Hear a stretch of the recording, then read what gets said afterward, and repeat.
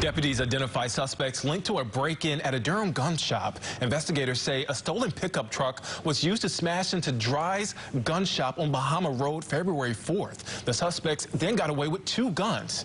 Deputies served an arrest warrant against Jeffrey Velez at the Durham County Detention Center. The 27-year-old is being held on a $27,000 bond for a long list of charges. Deputies also have arrest warrants out for 2 others currently not in custody. Victor Odoms faces multiple charges as well as including breaking and entering and possession of a stolen motor vehicle. Ahiana Kelly is wanted on accessory charges linked to the case.